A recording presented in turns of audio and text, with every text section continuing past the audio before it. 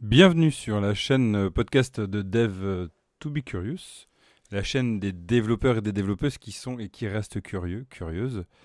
Bienvenue à vous, les curieux, curieuses. On va parler d'un événement majeur, majeur aussi pour moi, passionné du framework .NET.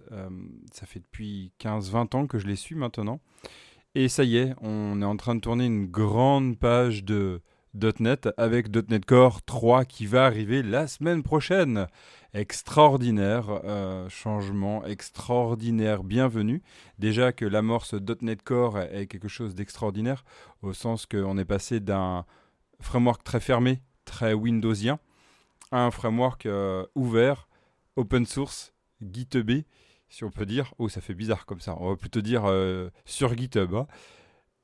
Bref, accessible, avec une release plan qui s'accélère en plus, mais en tout cas qui est bien suivie, et une contribution importante de plusieurs développeurs et développeuses. C'est extraordinaire. On va faire un tour rapide de tout ce qu'il y a de nouveautés sur .NET Core. Et déjà, la première chose qu'on peut noter, c'est que c'est l'arrivée de WPF et de Windows Form dans .NET Core 3.0. C'est amazing. Pour moi, c'est vraiment la grande nouveauté. Ah, il y en a plein d'autres. Hein.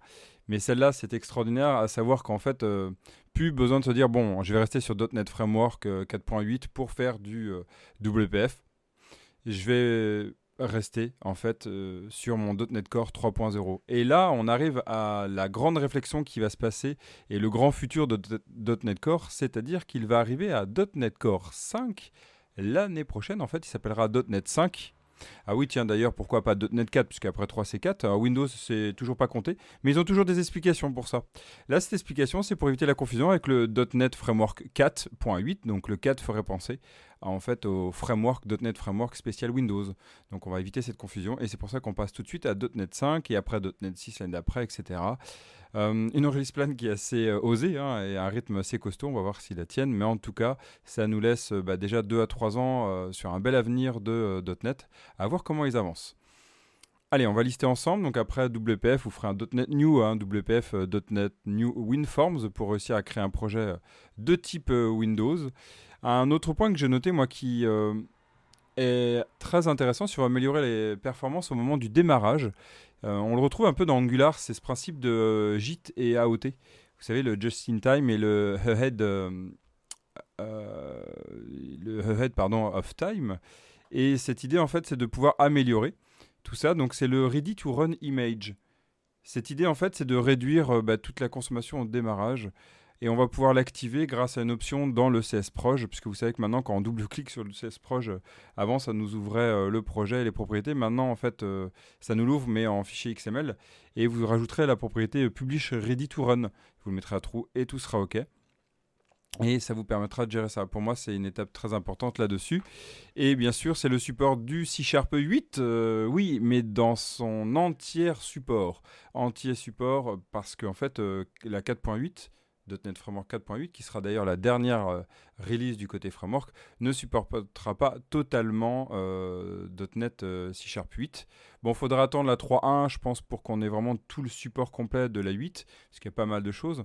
Je vous invite d'ailleurs à aller voir un article qui a été réalisé sur Dev2BeCurious là-dessus, où on liste un peu toutes les fonctionnalités. Il y a certaines fonctionnalités qui ne sont pas encore prêtes. Hein. Donc, on va attendre que ça arrive. Autre point à noter, c'est un support du JSON qui a été amélioré. Alors, vous connaissez sans doute JSON.net, et il y en a d'autres, librairie JSON. Là, ici, ça restera toujours un bon choix, mais ils l'ont exporté, et donc, du coup, c'est vraiment une librairie externe. Et en fait, ils ont construit une nouvelle librairie, un autre support en fait, qui soi-disant a une meilleure performance. D'ailleurs, chez Dev2BeCurious, on essaiera prochainement d'aller regarder un peu les performances, le benchmark là-dessus, quitte à en faire. Mais en tout cas, ils nous annoncent dans system.text.json toute cette partie-là. Et ça aussi, ça va être intéressant de voir si vraiment on réussit à améliorer tout ça, à regarder de plus près quand ça va sortir. Dans la continuité, on trouvera le system.text.json document qui est construit avec le JSON Reader. Ce JSON document est annoncé à avoir des performances de 2 à 3 fois plus, 2 à 3 fois plus vite que JSON.NET.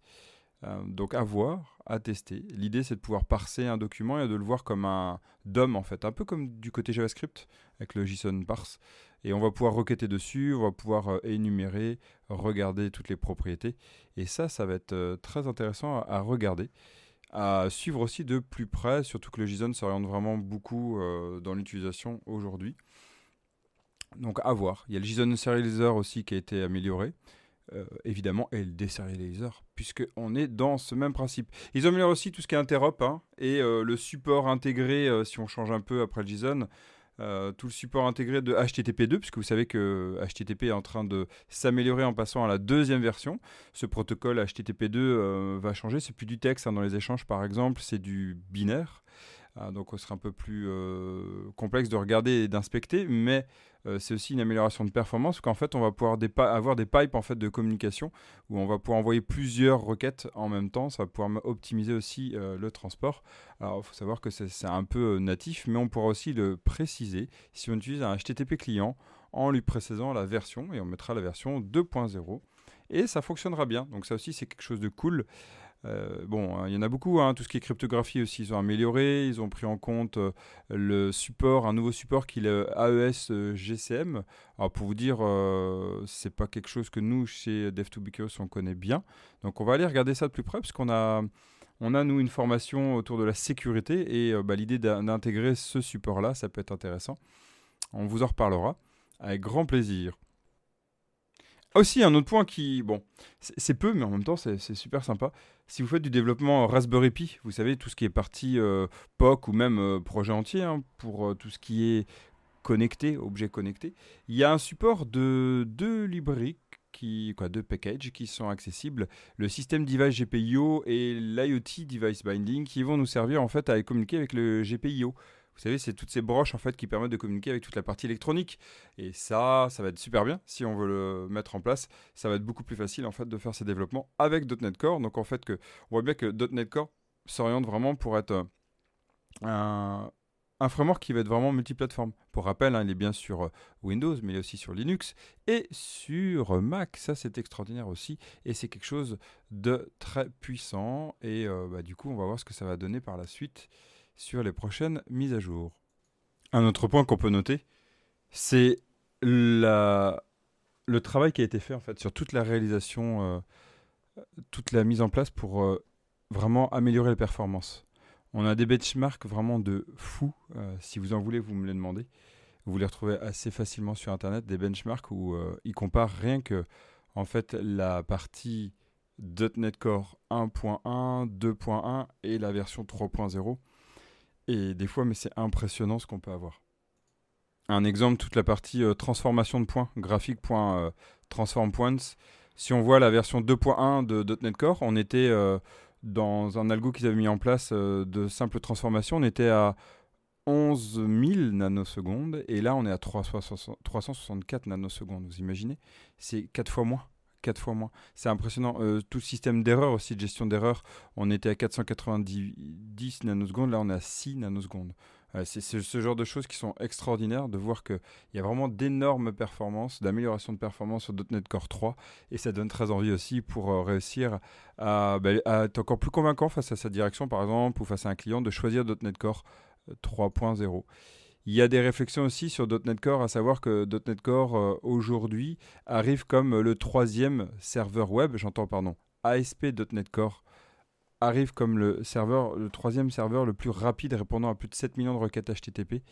On est vraiment sur un niveau extraordinaire sur ASP.NET Core, même sur certains ASP.NET Core bas à plat de couture, par exemple sur les réponses plain text, par exemple. Pareil, je pourrais vous envoyer les liens. Bon, après, c'est toujours critiquable, le benchmark. Mais il y a quand même un énorme travail qui a été fait sur cette partie-là. Et ça, bravo l'équipe et bravo à toutes les personnes qui ont travaillé sur .NET Core 3.0. Ça donne très très envie. Bon, il y a d'autres points sur .NET Core qu'on pourrait parler. Sur ASP.NET Core, tiens, il y a aussi des améliorations. ASP.NET Core 3.0, utilisant la 3.0, va être vraiment dédié à .NET Core 3.0. On ne pourra plus avoir de dire tiens, je fais de la ASP.NET et je me mets en .NET Core 2.1. C'est vraiment un clivage, une césure entre les anciens ASP.NET Core et celle-ci. Celle-ci est vraiment dédiée à la 3.0. Et donc, ça va être aussi important dans les migrations si on veut partir sur ça. On va devoir faire très attention et préparer la migration. Alors, heureusement, Microsoft aide à ça. Je vous en reparlerai aussi, autant niveau podcast que niveau article sur la chaîne, là, cette fois-ci, sur le blog. Bref, ça donne envie. Et vous savez quoi? Cette release, c'est la semaine prochaine. Et il y a une conférence qui dure 3 jours .NET, donc la semaine prochaine, du lundi au mercredi. Nous, on n'y sera pas parce qu'on est en formation. Je donne une formation à ce moment-là. Et les personnes qui me suivent sur Dev2BeCurious sont indisponibles aussi. Mais par contre, on vous fera un compte-rendu tous les soirs d'où on en est, de ce qui a été dit. On va essayer de faire un résumé. Bref, c'est très, très, très exciting, comme disent les Américains et les Anglais. Ça donne très envie et ça y est, pour moi, c'est le vrai grand tournant d'ASP.NET et de .NET Core. On est sur vraiment une version qui va donner envie d'être utilisée. Dites-moi ce que vous en pensez. Est-ce que vous l'utilisez? Est-ce que vous avez envie? Qu'est-ce que vous en pensez? Est-ce que, d'ailleurs, ça peut être quelque chose qui peut nous amener à vous amener à changer, en fait, de gestion de framework, en fait, de gestion même de code, parce que là, il y a l'idée de middleware, par exemple. Bref, ça va être des sujets passionnants. Au plaisir d'échanger avec vous. À très vite sur Dev2BeCurious.